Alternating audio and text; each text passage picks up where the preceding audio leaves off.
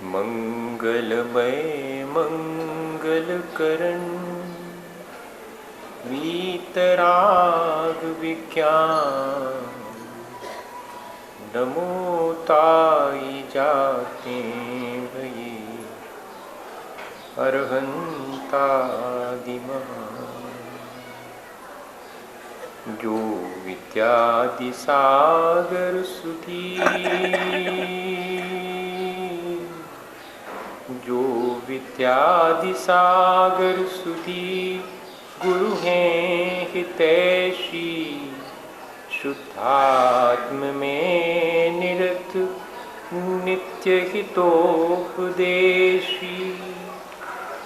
वे पाप ग्रीष्म ऋतु में जलहें सयाने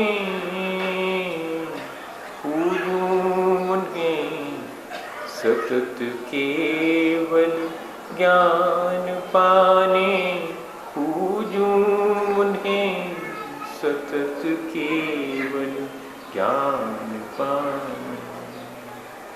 बोली महावीर भगवान की, आचार्य कुंद स्वामी की, आचार्य गुरुवर विद्यासागर मुनि महाराज की।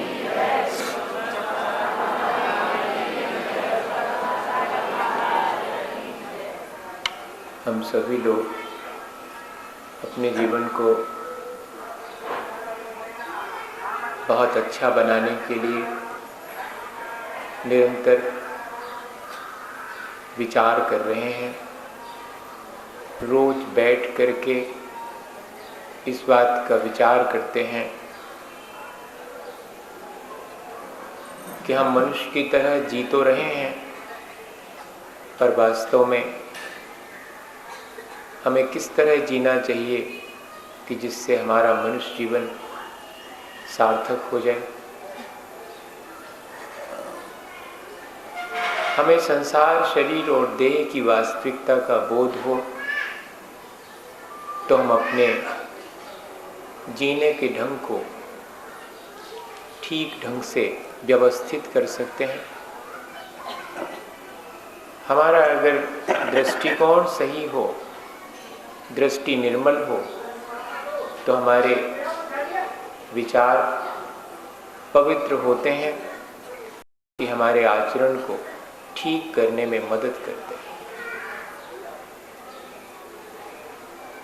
वरना हम अज्ञानता पूर्वक अपने जीवन को जीते चले जाते हैं और ये मानते हैं कि इससे बेहतर जिया ही नहीं जाता। मैं जिस तरह जीवन जी रहा हूँ वही जीवन जीने का तरीका है। ऐसा एहसास अपने भीतर होता रहता है और अपन जिस तरह जी रहे हैं वैसे ही जीवन को अपनी नियति मानकर जीते चले जाते हैं। हमारे मन में ये विचार भी नहीं आता, हमें ये ज्ञान भी जागृत नहीं होता कि हम और बेहतर ढंग से भी जीवन जी सकते हैं। जब तक दृष्टि निर्मल नहीं होती तब तक जीवन के ठीक ढंग से जीने का विचार ही उत्पन्न नहीं होता। कोई अगर जीवन को ठीक ढंग से कैसे जिया जाता है ये बताए तो जिसके पास दृष्टि की निर्मलता नहीं है उसे बात रुचती नहीं है। हमें जरूरी है कि हम अपनी दृष्टि निर्मल बनाएं, हम अपने सोच को ठीक करें, हम अपने जीवन में जो भ्रम हमने पाल रखे हैं उन सबको हटाएं। राम तीर्थ रास्ते से चले जाते थे, रास्ते के किनारे बहुत सारे बच्चे खेल रहे थे। एक बच्चा अपनी छाया देख करके बहुत डर रहा था, चिल्ला रहा था कि बचाओ मुझे, माँ को आवाज दे रहा था। माँ भागी भागी घर से बाहर खेलते बच्चे को संभालने आ गई थी। पर वो मान ही नहीं रहा था, उनके समझाने से समझ ही नहीं रहा था। क्या करें, क्षण भर में ही राम तीर्थ ने ज़्यादा विचार नहीं किया और उस बच्चे का हाथ पकड़कर उसके सिर पर रख दिया। सो जैसे ही उस बच्चे का हाथ सिर पर रखा गया, सो छाया में भी हाथ सिर पर रखा हुआ दिखाई देने लगा। राम तीर्थ ने समझाया कि छाया से भयभीत होने की आवश्यकता नहीं है, छाया तो तुम्हारी आज्ञाकारी है। ऐसा विचार उस बच्चे के भीतर भी आया और वो भी चीखना चिल्लाना छोड़ करके खिलखिला करके हंस पड़ा कि अरे मैं तो व्यर्थ ही भ्रमित था और भयभीत हो रहा था, छाया तो मेरी ही है, मेरे से बड़ी कैसे हो सकती है। ऐसे ही जब दृष्टि निर्मल हो जाती है तो मेरी चेतना का ही परिणमन है ये पर्याय जिसे कि मैं गंवा रहा हूं और उसे ही अपना मान करके संसार के जन्म मरण की पीड़ा भोग रहा हूं और अपने आत्मा का ज्ञान हमारे जीवन में उत्पन्न हो जाता है तो अपनी पर्याय बुद्धि नष्ट हो जाती है और फिर जो जीने का ढंग है वो फिर पर्यायाधीन नहीं रहता, आत्माधीन और स्वावलंबी जीवन जीना अपन शुरू कर देते हैं। फिर जो भी कर्म करते हैं उन कर्मों में आसक्ति नहीं रहती, वो कर्तव्य मान करके अपन करना शुरू करते हैं।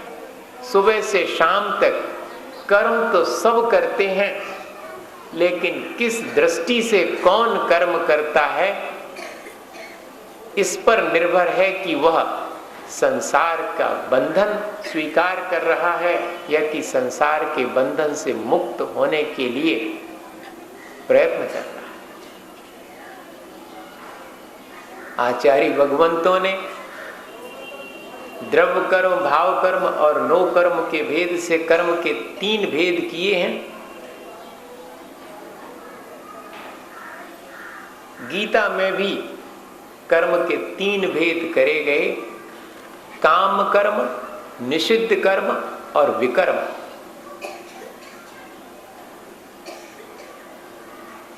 जो धर्म ध्यान के लिए अपन अनुष्ठान करते हैं वे सब विकर्म हैं और जो कामनाओं से ग्रसित होकर के अपन कर्म करते हैं वो सब काम कर्म हैं और हिंसा, झूठ, चोरी, कुशील, परिग्रह इत्यादि जो पापकारी हैं वे सब निषिद्ध कर्म हैं। सो निषिद्ध कर्मों को तो जिसकी दृष्टि निर्मल हो गई वो छोड़ देता है, अपने कामनाओं से किए जाने वाले कर्म को भी संभाल लेता है और अधिक से अधिक ऐसे कर्म करता है जो कि कर्मों की निर्जरा में कारण बनते हैं। विकर्म जिन्हें कहा जाता है, जिनसे अपन कर्मों की निर्जरा का अपना ध्येय रख करके करते हैं, उनकी अधिकता उसके जीवन में आ जाती है।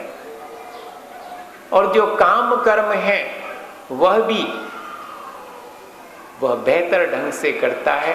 अपन शिक्षा ले सकते हैं कि कर्म तो हम भी करते हैं, लेकिन उनके करने का तरीका क्या हो। कर्म सहज हो, पहली शर्त है।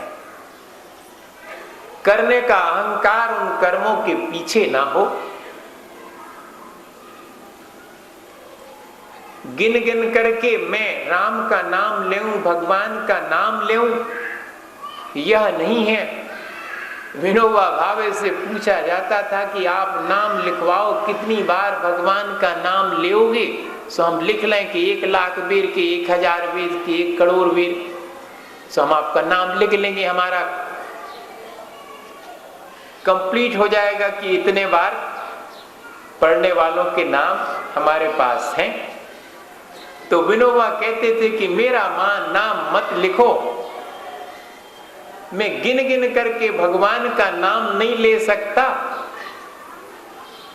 2-4 महीने के बालक से पूछो कि उसे कितनी बार अपनी मां की याद आती है, लिख के बताए। तो वो तो यही कहेगा कि पहले तो ये बताओ कि मैं भूलता कब हूं मां को, जो कि मैं लिख लिख के बताऊं कि अब याद आ गई। मैं भूलता ही नहीं हूं। सो ऐसे ही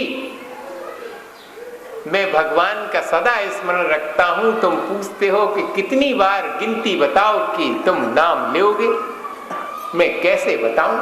इतना सहज है मेरे लिए भगवान का स्मरण। वह किसी कार्य की तरह नहीं है कि अभी मुझे थोड़ा समय निकाल करके भगवान का स्मरण करना है, इतनी माला फेरनी है, इतनी जाप करनी है।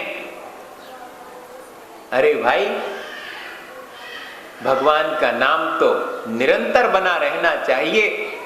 जो अपन जाप इत्यादि करते हैं वो अभ्यास है इस बात का कि 10 मिनट की जाप मेरे शेष समय में भी मेरे अंदर वीतरागता का स्मरण कराती रहे। लेकिन वीतरागता स्मरण मेरे लिए सहज हो। हर कार्य करते समय मैं दुकान चला रहा हूं, लेकिन वीतरागता का भाव मेरे भीतर बना रहे, भगवान की स्मृति, तो मैं निषिद्ध कर्मों को नहीं कर पाऊंगा, मैं पाप कार्य से बचा रहूंगा। अगर सहज रूप से ऐसे कर्म किए जाएं तो मां अपने बेटे की परवरिश करती है, बचपन से बड़ा करके पाल पोस करके उसे योग्य बनाती है। किसी भी मां ने कभी ये नहीं कहा कि मैंने बच्चे के इतने गंदे कपड़े धोए, इतनी सेवा करी, मेरा वीडियो फिल्म बनवाओ, हैं? हाँ, मैंने सेवा करी, मेरा इतना पेमेंट हुआ। अगर किसी नर्स को सेवा के लिए लगाओगे तो महीने भर का हिसाब कहेगी कि देखो हमने तो तुम्हारे बच्चा को करो। वो माने उसके लिए तो सहज है। अकेले धन्यवाद देने से उसका काम नहीं चलेगा कि आपने इतनी सेवा करी, थैंक्स। हम इसके लिए, इस उपकार के लिए कुछ भी दे नहीं सकते, इतना सहज कर्म है। सूरज सुबह से आकर के ये नहीं कहता पहले कि तब ऊँगेंगे, जब पहले बताओ कि को जग है, कितने जने जग हैं तो ऊँगे हम, कितने फूल खिलेंगे ये तब तय हो जाए पहले। नहीं, वो तो उगता है, प्रकाश देता है, उसका काम है, सहज रूप से करता है। जिसको जगना है जाग जाए, जिसको सोना है सोता रहे। कमल खिले तो खिले, नहीं खिले तो उसका कोई उसमें श्रेय नहीं है कि मेरे प्रकाश में अगर नहीं होता तो लोग कैसे जगते। ऐसा अहंकार नहीं है उस कर्म में, उसका कर्तव्य है। क्या अपन ऐसे ही सुबह से शाम तक कर्म नहीं कर सकते? अत्यंत सहज भाव से, बिना किसी फल की आसक्ति के, बिना किसी अहंकार के। लेकिन थोड़ा सा कर्म अपन करते हैं और अहंकार बहुत सारा करते कि मैंने किया। अरे तुमने क्या किया? वस्तु का परिणमन था, तुम उसमें निमित्त हो, सिर्फ निमित्त मात्रम भव सव्यसाची। अर्जुन से कहा जाता है कि अर्जुन तुम तो सिर्फ निमित्त हो, अहंकार मत करो कि मैं युद्ध में जीत जाऊंगा या कि हार जाऊंगा। ऐसी दीनता का भाव मत लाओ, समता भाव रख के अपना कर्म करो। हम भी सुबह से शाम तक ऐसे बहुत से कर्म सहज रूप से कर सकते हैं अगर अभ्यास करें तो। उनका श्रेय लेने की इच्छा ना हो, वरना तो कुछ भी थोड़ा अच्छा हुआ और उसका श्रेय लेने सब तैयार हो जाते माला पहनने के लिए। हाँ? फूले नहीं समाते कि मैंने इतना अच्छा काम किया, और अगर कुछ गड़बड़ हो जाए तो इसने किया उसने किया, हम तो हते ही नहीं। ऐसा है कि नहीं? और ले लो तुम कमेटी में इतने लोगों को, भी तो बिगाड़ हैं, हमें नहीं लाओ तुमने, हमें लेते तो हम ठीक कर देते सब काम। ये अहंकार है कि नहीं? कर्म करने का इतना सहज भाव अपने भीतर हो के कार्य तो अपने आप सब चलता है, मैं तो उस कार्य में शामिल होने का अपना भाग्य मानूं, ऐसा सोच करके कार्य अगर करें तो वे सारे कर्म हमारे कर्मों की निर्जरा में कारण बन सकते हैं। करते तो हम हैं ही सुबह से शाम तक कर्म, सो कर्म बंधन और करते रहते हैं। सहज नहीं होने की वजह से, अहंकार या संक्लेश होने की वजह से कर्मों को अहंकार और संक्लेश ना करते हुए भी किया जा सकता है। आचार्य भगवंतों ने लिखा कि तस्मात् क्रिया प्रतिफलंति न भाव शून्य। ऐसा कर्म जो कि भाव से शून्य है, फलवान नहीं होता। अच्छे कर्म अगर अच्छी भावना से किए जाएं तो उनका फल अनंत हो जाता, और बुरे कर्म बुरी भावना से किए जाएं तो उनका फल अनंत हो जाता। लेकिन अगर बुरे ही कर्म के पीछे भावना नहीं थी बुरी, तो उनका फल शून्य हो जाता है। अच्छे कर्म अगर बुरी भावना से किए जाएं तो उनका फल भी शून्य है।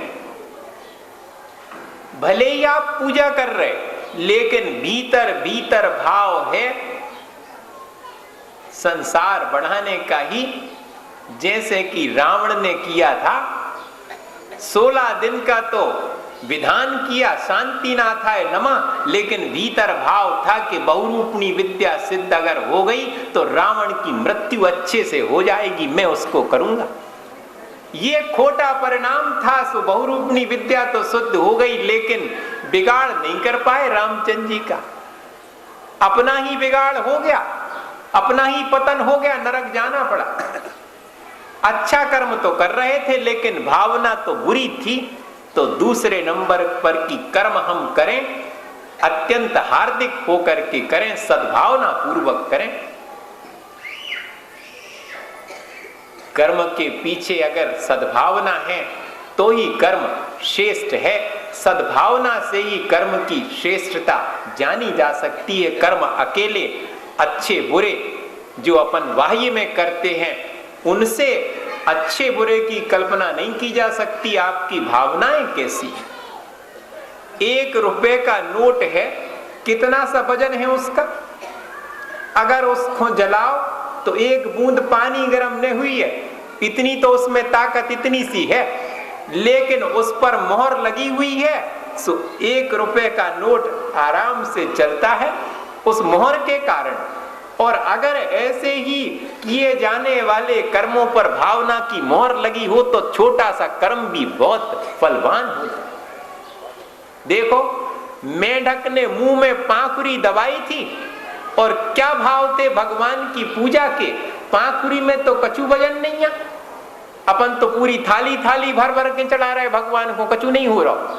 ऐसा अपने मन में भाव आ जाता, उनकी अकेली पाखुरी से होगा। भैया उसके पीछे भावना बहुत थी। भले ही छोटी सी दिख रही हो पाखुरी मेंढक की, लेकिन वह पाखुरी भी ब्रह्मांड के बराबर हो गई। हमारा तो बहुत बड़ा कर्म भी अणु के बराबर होकर के रह जाता जब फल उसका मिलता है। तो कर्म में जितनी अधिक सद्भावना होगी उतना उसका वेटेज होगा। उपनिषद में कहानी आती है कि जांजलि ब्राह्मण को, जो कि स्वयं विद्या में निष्णात था, तत्व ज्ञान के लिए गुरुजी ने तुलाधार वैश्य के पास शिक्षा लेने भेजी।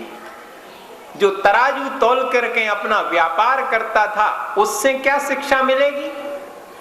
ऐसा सोच करके पहले तो इनकार कर दिया कि उससे क्या शिक्षा लेने जाऊं। जब गुरुजी ने कहा कि जाओ उसी के पास तुम्हें शिक्षा मिलेगी, सो पहुंचे।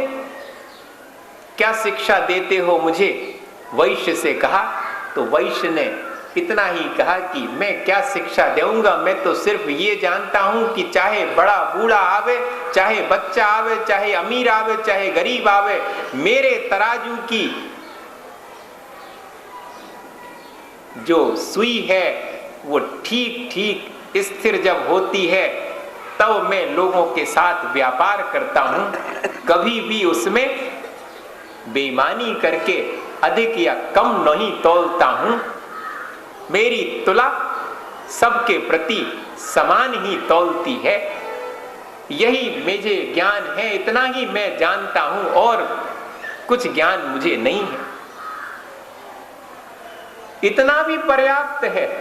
बड़ी बड़ी पोथी पढ़े हों, बड़े बड़े ज्ञान प्राप्त हों, लेकिन राग द्वेष परिणाम अपने भीतर अगर हैं तो बहुत बड़ा ज्ञान भी कोई काम का नहीं है। आचार्य महाराज ने लिखा कि ज्ञान ही भाव का कूल है, ज्ञान ही भाव का शूल, राग रहित अनुकूल है, राग सहित प्रतिकूल। वही ज्ञान संसार के कारण भी बन सकता है अगर मिथ्या ज्ञान है तो, और अगर सम्यक ज्ञान है, राग से रहित ज्ञान है, तो वह वीतराग विज्ञान ही मोक्ष का कारण बन सकता है, अनुकूल है।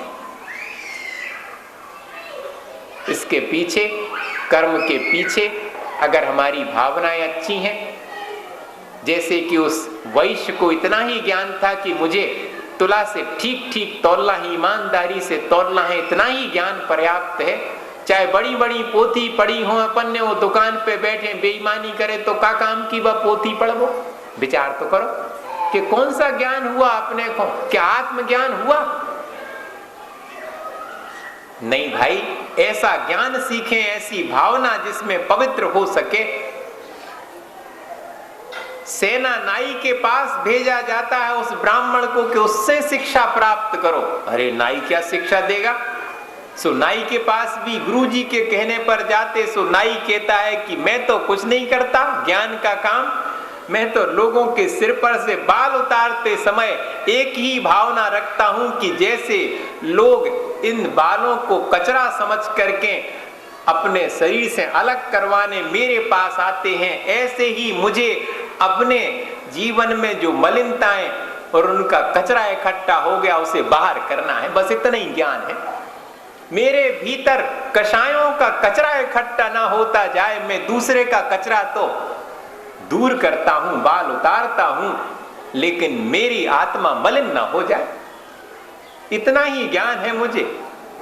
भैया इतना ही ज्ञान पर्याप्त है कर्म के लिए, तो जो भावनाओं को पवित्र करने के लिए योग्य है। भावना से ही हमारे कर्म में विशेषता आती है। हम देखें कि हम पूजा कर रहे हैं और हमारी भावना अच्छी नहीं है तो हमारी वो पूजा हमें उतना फल नहीं दे पाएगी। और घर में अगर हम रोटी बना रहे हैं, भोजन बना रहे, बताइए आप, माँ भोजन बना रही और क्या भावना भा रही? भोजन अच्छे से बनाऊं, मेरे लिए इतनी बड़ी घर की जिम्मेदारी मिली है, सबको प्रेम से भोजन कराऊं, ये भोजन करके सब धर्म ध्यान करें, समृद्ध हो, सुख और शांति पावें, तो मेरा भोजन सार्थक हो जाए। अगर ऐसी भावना से कर्म तो कर रहे हैं लेकिन भावना उसके पीछे पवित्र है, और अगर खोटी भावना हो जाए कि जो हमारे लाने बनावे खो मिलो, जो घर गृहस्थी को काम ही कराते रहे, रोटी बनाते रहे, कहा रोटी बारी लगा लो, हम कहां तक बनाए रोटी? ऐसा अगर अपने भीतर भाव करके और अपन वो रोटी बनाने का कर्म कर रहे हैं तो वह सिवाय कर्म बंध के और कुछ भी देने वाला नहीं फल। भावना अगर पवित्र है उस कर्म के पीछे तो ही कर्म सार्थक होगा। इस तरह अपन अगर विचार करें तो ही अपन अपने कर्मों को आसानी से ठीक बना सकते हैं। और एक बात और कही गई कि जो भी कर्म करो स्वपर कल्याण की भावना से करो। जब भी हम कर्म करें तो ध्यान रखें कि ऐसा कर्म जिससे दूसरे का अकल्याण हो, मेरा तो होएगा ही। जब दूसरे के अकल्याण का मैं कर्म कर रहा हूं तो मेरा अकल्याण तो पहले कर रहा हूं। मुझे तो अपने कल्याण और दूसरे के कल्याण के लिए ही कार्य करना है। ऐसा कोई कार्य नहीं करना जिससे कि मेरा और दूसरे किसी का भी अकल्याण होता हो। तो अपने आप कौन से कर्म मुझे करना चाहिए, कौन से नहीं करना चाहिए, क्या खाना चाहिए, क्या नहीं खाना चाहिए, जो दूसरे का हित करने वाली चीज है उसे क्यों मैं व्यर्थ में अपने लिए ग्रहण करूं, वो मेरा भी अहित करेगी। ऐसा विचार करके सारा जीवन सुधर सकता है। कब? जबकि विचार अच्छे हों, सोच अच्छा हो, सोच सपर कल्याण का हो तो। वरना तो अपन अच्छे कर्म करते हैं, उनके पीछे भी भावनाएं खोटी होती हैं। देखता रहता हूं, उदाहरण नहीं सुनाऊंगा, बहुत सारे उदाहरण आपको भी मालूम है कि हमने बहुत अच्छे अच्छे कर्म बाहर से तो दिख रहे हैं कि किए, लेकिन उनके पीछे हमारी भावना कितनी खोटी हो जाती है, जिसका कि फल हमें ही भोगना पड़ेगा। और एक किसान की भावना देखो कि भावना भाता है कि खूब पानी गिरे मेरे खेत में, सब जगह, तो मेरे खेत में तो गिरे गई। सबके कल्याण में मेरा कल्याण निहित है, मैं अलग थोड़े ही हूं। और जो व्यक्ति अपने आत्म कल्याण में लगा है उसके द्वारा दूसरे का कल्याण नहीं हो सकता, यही दूसरे का कल्याण है। सो चाहे अपने कल्याण में लगा व्यक्ति हो या दूसरे के कल्याण का विचार करने के लिए उसके भीतर भावनाएं हो, दोनों ही सपर कल्याण करने में कारण बनेंगे। अपन को ऐसी तैयारी करनी चाहिए, अत्यंत हार्दिक होकर के, सहज होकर के, सपर कल्याण की भावना से भर करके कर्म करना चाहिए। एक द्वीप के अंदर एक जहाज किनारे पर लगा, भटक गया था। देखा कि कोई द्वीप में है क्या इंतजाम, सो सब खोज रहे थे। दिखाई पड़ा कि एक बहुत सुंदर सा मंदिर है। जाकर के देखा कि मंदिर में कोई है क्या, तो वहां पर 3 लोग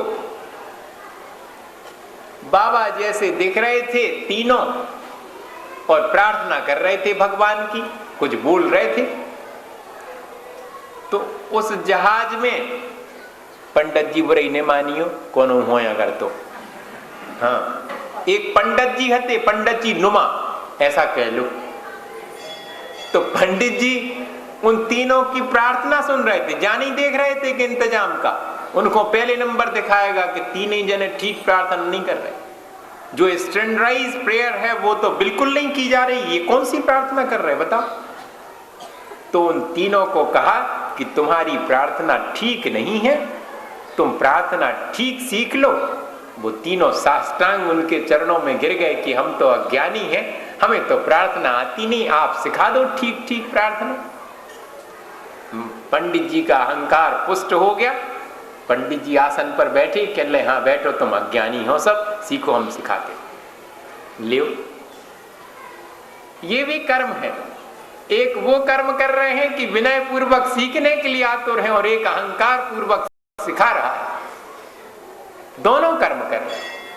एक कर्म बंधन कर रहा है, एक कर्मों की निर्द्रा कर रहा है। सुबह से शाम तक अपन विचार करें कि जो मैं कर्म करता हूं अहंकार और संक्लेश से प्रेरित होकर करता हूं या कि सपर कल्याण की भावना से करता हूं। चाहे पूजा करना हो का कर्म हो, चाहे खाना बनाने का कर्म हो, हमारी भावनाओं पर निर्भर करता है। हमारे भाव सपर कल्याण के हैं कि नहीं है। उन तीनों को जो स्टैंडर्डाइज प्रेयर थी वो सिखा दी पंडित जी ने। पंडित जी बड़े संतुष्ट कि हाँ हमने सिखा दी इनको, अब ठीक ठीक करना प्रार्थना। हाँ पंडित जी जैसा आपने कहा वैसे ही करेंगे, हमें मालूम ही नहीं आती कि ऐसी करी जाती। सीख ली। अब जहाज वहां से चला समुद्र में, और तीनों जन द्वीप में ही छूट गए, पहले ही से थे। सो उन्होंने अपना रोज का जो संध्या वंदन था, भगवान की भक्ति थी, सो शुरू करी। लेकिन शुरू जैसे ही करी सो वो तो जो सिखाई गई थी प्रार्थना वो भूल गए। अब पहली बार तो सिखाई थी उनको तो भूले गए। वो तो पढ़ना लिखना तो कुछ आता नहीं था, पढ़े लिखे नहीं थे। उनको लगा कि ये तो गड़बड़ हो गई, पंडित जी अभी तो अपन को सिखा के गए प्रार्थना और अपन भूल गए, अब कैसे करें प्रार्थना। अभी तक जिंदगी भर प्रार्थना करते थे, लेकिन अब जो पंडित जी ने सिखाई है वही सही प्रार्थना है ऐसा मान करके उसके भूल जाने पर अत्यंत विचलित हो गए। चलो पंडित जी को खोज लें अपन। तो दूर समुद्र के किनारे देखा उस टापू में से कि समुद्र में जहाज चला जा रहा है। सो तीनों ने ज्यादा विचार नहीं किया और चलना शुरू कर दिया समुद्र के ऊपर। और तीनों चलते चले जा रहे पानी के ऊपर। और जहाज के पास पहुंचते तो जहाज के लोगों ने देखा कि 3 चमकदार से सितारे, इंग्लिश की कहानी है 3 स्टार, वो 5 स्टार होटल वाली नहीं तो 1 स्टार 5 स्टार। इंग्लिश की कहानी है 3 रत्न, जिसको अपन ट्रिनिटी कहें, सम्यक दर्शन ज्ञान चारित्र का प्रतीक माने। वो चमक रहे थे। उस जहाज के लोगों ने कहा कि बचो, कुछ ना कुछ गड़बड़ है। वो तो घबरा गए। जब और पास में आए वो तीनों, अरे लोगों ने कहा अपन बेकार में बुद्धू बने जे, तो बेया अज्ञानी जो अपन को मिले थे होते, इनसे प्रार्थना नहीं बनती। अब सबकी जान में जान आ गई है। सो जहाज में उन तीनों जन को प्रवेश दे दिया, चढ़ा लिया।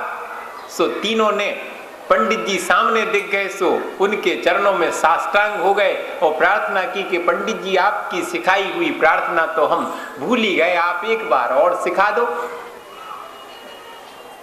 अब पंडित जी की हालत देखने लायक थी। पंडित जी ने हाथ जोड़ लिए कि भैया जोन प्रार्थना पहले करते भाई ठीक है, तुम्हारी प्रार्थना का फल तो हमने देख लिया, हमारी सिखाई प्रार्थना भूल गए सो भूल जाओ। वो प्रार्थना क्या करते थे, वहां पर 3 मूर्तियां थी, सो प्रार्थना करते थे कि you are 3 we are 3 mercy with us. तुम 3 हो, हम 3 हैं, हमारे ऊपर दया बनाए रखना, इतना ही प्रार्थना है और कुछ नहीं है। ये प्रार्थना इतनी कीमती हो गई कि इस प्रार्थना के पीछे उनकी भगवान के प्रति श्रद्धा भावना थी। और सीखी हुई प्रार्थना बड़ी बड़ी, उनके पीछे अगर हार्दिक भावना नहीं है तो फिर वो उतनी फलवान नहीं होंगी। भाई अपन कितनी बड़ी प्रार्थना सीख लें, प्रार्थना जो अपन करते हैं उस प्रार्थना का फल अपन को भी मिल सकता है। ये नहीं कह रहा हूं कि अपन प्रवेश दे प्रार्थना सीखी है भूल जावे। हाँ भैया, उन प्रार्थनाओं को ऐसे करें हार्दिक भावना के साथ, सफर कल्याण की भावना से, कि वे प्रार्थनाएं सार्थक हो जाए। सुबह से शाम तक के कर्मों में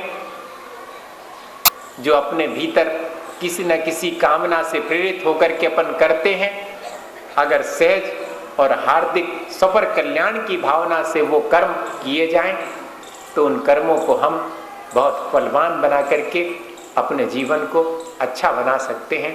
इसी भावना के साथ कि हम सब अपने कर्मों को सफर कल्याणकारी बनाएं। बोलिए आचार्य गुरु और विद्यासागर के गुरुवर शाश्वत सुख दर्शक यज्ञ नग्न स्वरूप तुम्हारा है। जग की